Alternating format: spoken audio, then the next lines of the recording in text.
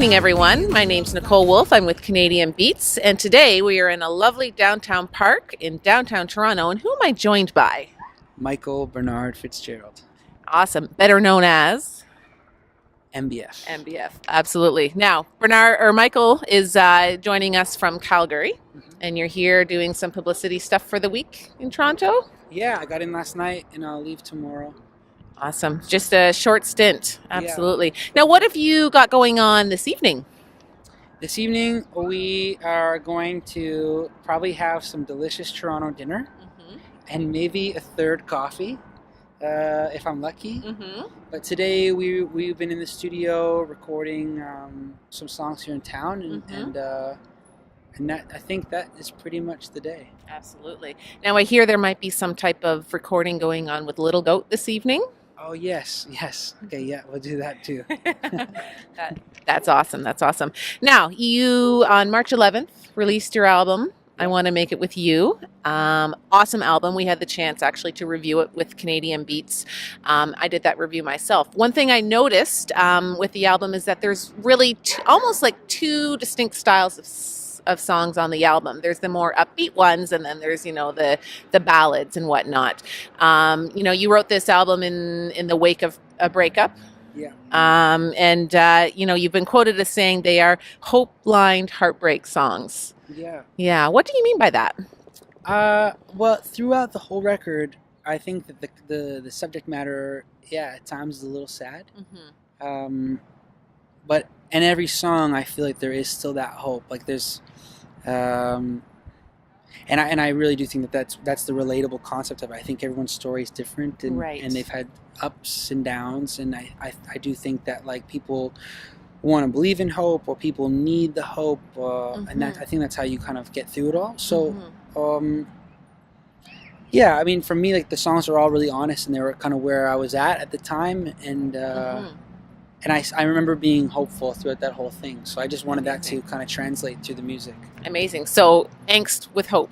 The silver lining is there. Yeah, the silver lining is definitely there. Like, and it's just like, I just know at the time I needed to also feel that way, like hopeful about and like you're just kind of open to whatever happened, Absolutely. Yeah. Absolutely. Now, for someone who's never heard your music before, how would you describe the sound? If someone asks me at the airport, I always say death metal gospel. But I think at the core of it, like I still feel a little folky at times, and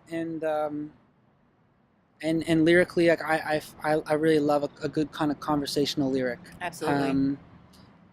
But this record, the songs are then dressed up in a bit more of I feel like a rock and roll way. The drums are a bit more driving, and there's lots of guitars and strings, and it's a bit more uncomfortable and edgy than some of the stuff I've done before. But I still think it's true to kind of lyrically who I am. Absolutely.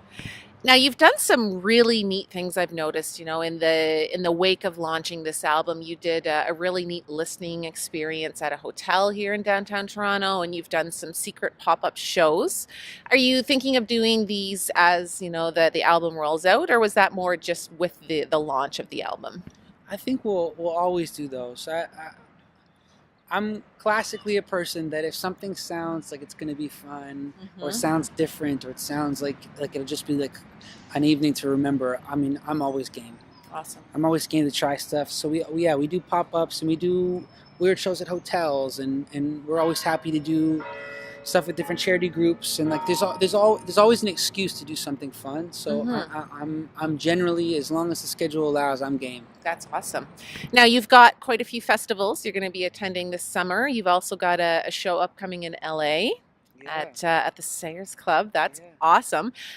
You've got I think there was Rifflandia. You've got the Burnaby Festival. And then there was the folk festival in Calgary. Am I quoting that one? Folk Fest, which is, and we're playing Main Stage, which is a dream stage of mine.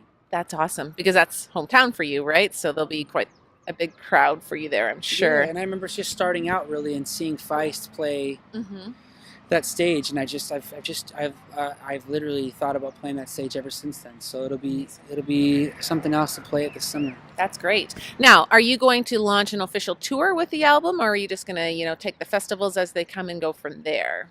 We'll do the festivals through the summer, and then once the Canadian summer starts wrapping up, we'll get back on the road and do a proper tour. Amazing. Now, what are the plans after the tour? Do you think you'll be back in studio? Yeah, I definitely will be back in studio. We'll probably do that actually throughout this time.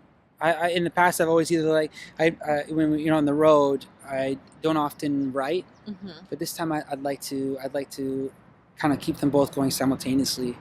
And I'm hoping this record I'm hoping it takes us, it'll take us back to the States for sure, but I'm hoping it takes us to Europe as well. Amazing. That would be wonderful. Yeah. Now, I've heard you've launched a bit of a contest last week with some rings. Yeah. Do you want to fill us in about that?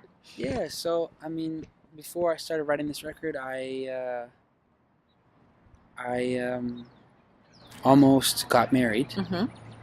And the rings from that, I still had after we parted and after the record was written, and so it kind of came up like what to do with them. And I just thought I still think that like the idea of going into like into a pawn shop and selling them would cheapen the whole experience. Yep.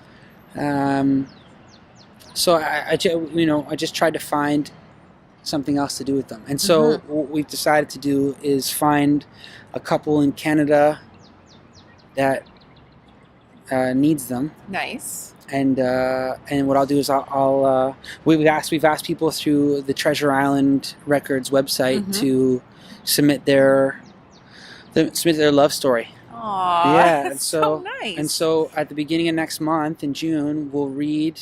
I'm going to bring together my family and my friends, and we'll sit down at a cafe, and we'll print all the stories out, and we're going to read them all, and we're going to pick our favorites, and then I'll fly the rings to them, and hopefully get to witness their engagement, and then I also wanted to offer to play at their wedding, or to bring the band and play at their reception, or just. I feel like it's a great way for not only myself to be part of someone's life, but for fans and other Canadians to kind of just meet a set of complete strangers, and so wonderful, and to be a part of their next step. My goodness, that's awesome. Yeah, so I think I don't know how to go. Like we just started it, but I really do think that again back to that hope, and I'm a big advocate of community. I think back to those two things. I think that it's a great opportunity to try something new and to support people you just have never met before. Absolutely. Yeah. Well, that's a wonderful idea for sure. Heavily involved in social media. I saw on Facebook not too long ago you interviewed your mom. Yeah. And I looked actually today, it's already up to like 6,500 views or something like that. You did that with Facebook Live, I guess. How do you see social media fitting into your plan as a musician?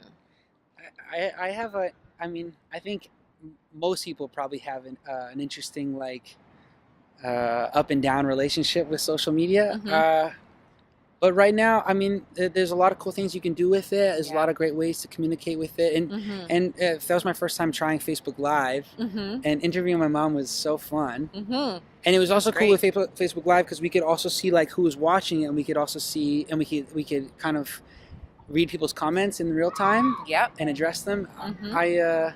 And she was so nervous too, but we ended up having such a good time. That's great. Yeah, maybe we'll do round 2 or something. That would be wonderful. Yeah. That was a great experience. It really puts you at a more personal level with your fans, which is really wonderful, and that's where it's at. And I think that's kind of the nice thing about social media now is it makes you more attainable to your fans, right? They can get that connection with you as opposed to, sending out a letter to a fan book page and hoping to get some generic response, right? It's more, I don't know, it just seems to be a good thing for fans. Yeah, for sure. It's honest and authentic. I agree. And actually to that point, before we started the Facebook Live with my mom, she was worried about it not feeling polished enough, and I just said, well, that's not what the point of this is. That's right. People want to just hear what you have to say, and it's meant to be real. That's right. Organic. Yeah. Absolutely. So when you're not in the studio, when you're not on tour, what does MBF like to do for fun? I like to drink coffee. I like butter croissants. I can send you an address if anyone watching would like to send me butter croissants. And I just ride my bike, hang out with my family. There's a lot of amazing people I get to spend time with in Calgary, and there's people that that are. It's always wonderful to come back to Toronto and see friends here too. So yeah, I mean, I feel like I'm just like a regular like boring person that like sings the odd song. That's pretty cool. What was the last concert you attended as a fan? The last concert I attended as a fan, I think, was The War on Drugs, and I saw them at the Greek Theater. Amazing. Yeah. That'd be really great. It was really great. It was outside in Los Feliz, and it was just like I love that record, and so it was just like a great excuse to just be outdoors and watch music all night. Oh my gosh, that'd be so amazing for sure. Now, is there a particular song that never fails to move you emotionally? Doesn't have to be one of your own, but is there a favorite song that you have that just touches you? Yeah, like in terms of like a close your eyes kind of tune, there's a couple. I mean, Always, Graceland. Paul Simon's Graceland is a song that, and Obvious Child. Obvious Child is my favorite of his.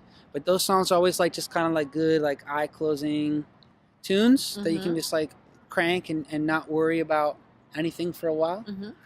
And then, what have I been listening to lately? There's a song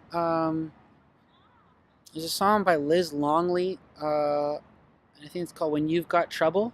Okay. And that song I could just put on my headphones and play. I could have listened to that the entire flight here yesterday. Amazing. So, yeah. That's great. That's wonderful. All right. If someone wrote a biography about you, what would the title be? Boring guy that sings songs occasionally. And likes coffee and buttered croissants? Yeah. Will play for croissant. Yeah. That's wonderful. I was going to ask you what you'd make Canadian Beats fans for dinner if we came over, but I have a feeling you'd be serving us dessert or maybe breakfast. Or would it be beets? Maybe some organic beets, perhaps. I'm transitioning into the dad joke phase of my life. No, I would nothing love wrong to. with that. I'd love to make the Canadian Beats people some dinner. Awesome. Yeah. Awesome. And I can't guarantee it'd be great, but I'd really try. That's awesome. That's awesome. Now, in 20 words or less, describe MBF. 20 words or less. A nice guy that strives to be authentic. And always a proponent. I was going to give that one syllables. Proponent for community. Great. That's wonderful. Well, thank you so much, Michael. It's been wonderful talking to you today. We look forward to your adventures and look forward to the next album and to this upcoming concert season. It'll be wonderful. So thank you very much for joining us today. Yeah. You're welcome. Yeah. This is Nicole Wolfe with Canadian Beats, and we'll see you next time.